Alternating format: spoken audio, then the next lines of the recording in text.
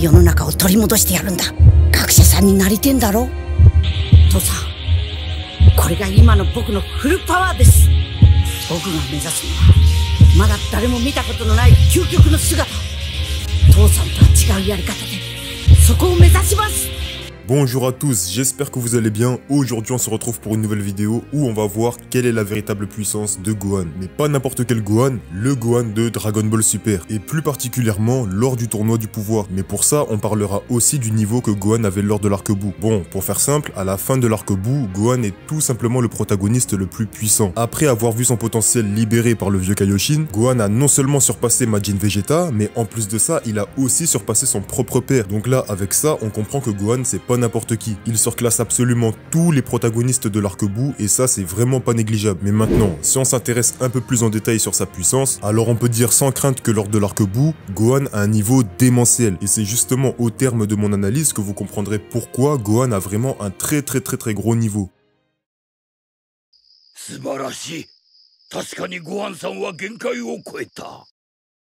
Bon, pour commencer, Gohan a été capable d'humilier Super Buu, là où même Goku et Vegeta en étaient incapables. Donc là où Goku et Vegeta étaient incapables d'affronter Super Buu, Gohan lui, il lui a fait sa fête. Pourtant, je rappelle que Goku SSJ3 accompagné par Vegeta SSJ2, c'est quand même du très haut niveau. Pour rappel, Goku Super Saiyan 3, c'est quand même le Goku qui est relatif à Kid Buu et qui est même capable de dominer Gros Buu. Et Vegeta Super Saiyan 2... Bref, dans tous les cas, Goku Super Saiyan 3 accompagné par Vegeta Super Saiyan 2, c'est un très gros duo. Mais encore une fois, Gohan est bien au-dessus. En plus de ça, si on revient sur le combat entre Gohan et Goku face à Majin Buu, bah on voit que Goku lui-même admet que Gohan est plus fort que lui. Mais bon, je pense que c'était pas non plus nécessaire que Goku l'admette puisque c'était censé être clair. Je pense qu'il n'y a pas vraiment de doute à avoir si je dis que Gotenks Super Saiyan 3 est capable de foudroyer Goku Super Saiyan 3. Et encore, quand je dis foudroyer, je suis gentil. Alors imaginez seulement Gohan qui est lui-même plus fort que Gotenks Super Saiyan 3. Les gars, je pense que vous savez vous-même que je suis un fan de Goku, mais là faut pas abuser. Ok, Goku c'est l'ancien, c'est le papa, tout ce que vous voulez,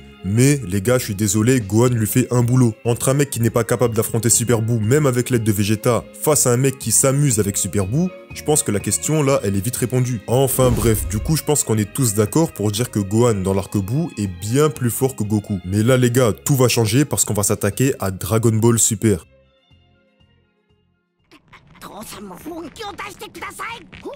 Bon, c'est vrai que les niveaux de puissance sont différents, que ce soit dans l'animé ou dans le manga, donc ce qu'on va faire, c'est qu'on va essayer de réunir quelques éléments pour arriver à un avis plutôt rationnel.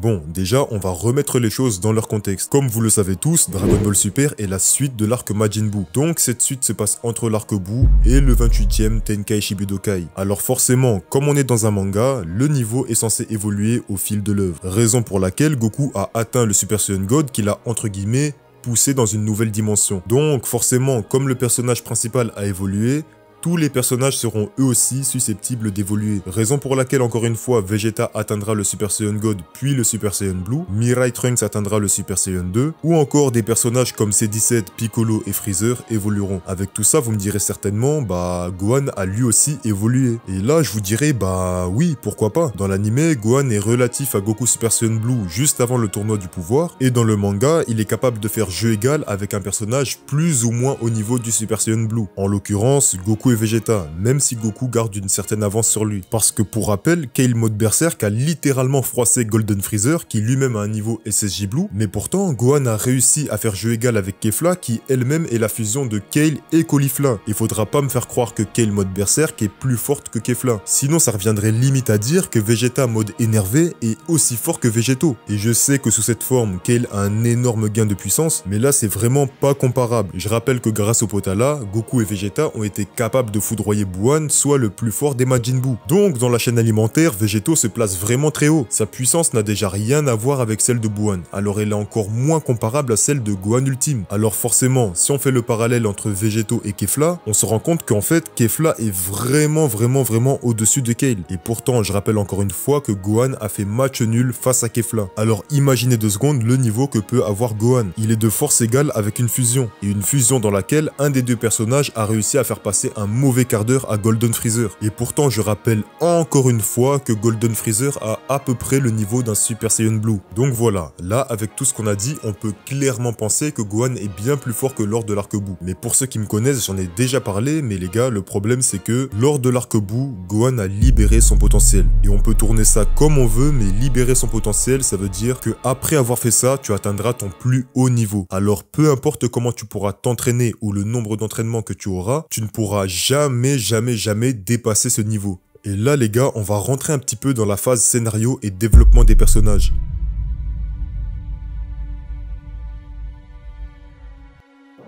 こいつはもっとチビの頃からみんなと同じように戦っていたじゃねえか。オラがそれぐらいのガキだった頃は点で手したことはなかった。 Dans Dragon Ball, ou pour ceux qui préfèrent dans Dragon Ball Z, on nous tease depuis le début de l'arc Saiyan le potentiel de Gohan. Que ce soit face à Raditz, Vegeta ou encore Freezer, le potentiel de Gohan n'a cessé d'être mis à l'épreuve. Et c'est encore plus flagrant lors de l'arc Cell, où Gohan s'entraîne dans la salle de l'esprit et du temps avec Goku, afin de libérer ce potentiel qui sommeille en lui. Et ça, Goku en était conscient, et c'est justement pour cette raison qu'il fera de son fils le héros de la saga Cell.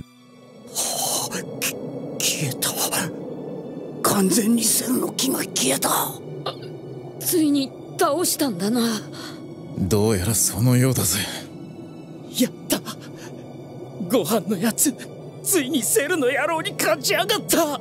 Et là, ça devient explicite. Le développement de Gohan est enfin passé à l'étape supérieure. Pour exploiter son potentiel, il doit laisser exploser sa colère, et grâce à ça, il devient le protagoniste le plus puissant. Puis par la suite, lors de l'arc Majin Buu, tout est fait pour que le développement de Gohan prenne fin. Déjà, ça commence au début de l'arc Buu. 7 ans après avoir vaincu Cell, on voit que Gohan a pris un peu de temps pour lui. Il a repris ses études, il a rencontré Videl, enfin bref, il a repris une vie de citoyen lambda. Et là, même si ça déplaît à certains, c'est complètement cohérent avec le développement de Gohan. Malgré qu'il ait proposé son aide à plusieurs reprises, comme face au Cyborg, face à Cell ou encore face à Freezer, on sait que Gohan n'a jamais été un mordu du combat comme l'est son père. Son rêve à lui, c'est pas forcément d'être le plus fort, mais c'est plutôt d'être un grand savant. Et dans cet arc, même si malheureusement au premier abord on n'a pas eu droit au Gohan badass qu'on a vu dans l'arc Cell, bah on ne peut qu'approuver la cohérence du développement de Gohan. Et enfin, on a ce qui est pour moi l'aboutissement du développement de Gohan, la libération de son potentiel. Lors de cet arc qui a d'ailleurs tout pour être l'arc ultime, on a enfin la réponse à la question qu'on se posait depuis le départ. Gohan a un énorme potentiel, ok, mais quel niveau il atteindrait s'il était au top de ses capacités? Bah comme on l'a vu, c'est tout simplement le protagoniste le plus puissant. En tout cas, dès l'instant où il a vu son potentiel être libéré, et ça jusqu'à la fin de l'arc Majin Buu. Et maintenant, je vais vous expliquer pourquoi selon moi ça signifie l'aboutissement du développement de Gohan. Tout simplement parce que depuis la première fois qu'on l'a vu, on nous a teasé son énorme potentiel. Puis lors de l'arc Cell, on nous a montré qu'avec de l'entraînement et de la colère, Gohan avait la capacité de devenir le plus puissant des protagonistes. Et ça, Goku le répète encore lors de l'arc Buu. お父さん。怒ってセルと戦った時のことを思い出し、持っている力の全てを引き出すんだ。そうすれば、おめえは全世界のどんな奴にも負けねえ。どんな奴にもな。 Et enfin, pour terminer, quoi de mieux que le résultat de la libération du potentiel de Gohan? Le développement de Gohan dans Dragon Ball est entièrement cohérent et ça, du début jusqu'à la fin. Avec cette entre guillemets transformation, Gohan a atteint le niveau qu'il n'aurait jamais pu atteindre sans avoir à son compte je ne sais combien d'années d'entraînement. Et encore une fois, tellement le développement de Gohan est cohérent dans Dragon Ball, au lieu de dénaturer le personnage en le faisant s'entraîner comme un fou, les scénaristes ont eu l'excellente idée de libérer le potentiel de Gohan grâce au vieux Kaioshin. Et enfin, pour montrer que Gohan est un personnage accompli et qu'il a enfin terminé son évolution, on le revoit 10 ans après, lors du 28e Tenkaichi Budokai, complètement épanoui, de quoi prouver que ce personnage est désormais accompli. Voilà, du coup, vu ce que je vous ai dit juste avant, pour moi, Gohan est aussi fort qu'il ne l'était lors de l'arc Buu. Et ça, tout simplement parce qu'il a libéré son potentiel. Et au cas où, je vais vous rappeler ce que c'est un potentiel, c'est ce qu'on pourrait appeler une marge de progression. Ça veut dire que, par exemple, là, j'ai le niveau de Vegeta Arc Saiyan, mais pourtant, j'ai le potentiel d'atteindre le niveau de Goku Super Saiyan 3. Ça veut dire que ce niveau-là, c'est mon niveau maximum. Je pourrais jamais atteindre un niveau supérieur à celui-ci. Donc, pour atteindre le fameux niveau de Goku SSJ3, qu'est-ce que je vais faire? Bah, tout simplement, je vais m'entraîner. Sauf que combien de temps ça va prendre, ça, je sais pas. Et là, comme par hasard, qui se présente à moi, c'est le vieux Kaioshin. Et là, il me propose de libérer mon potentiel. Donc là, je lui dis oui. Comme ça, j'aurais pas besoin de m'entraîner je sais pas combien de temps. Et là, qu'est-ce qui se passe après le rituel? J'ai le niveau de Goku Super Saiyan 3.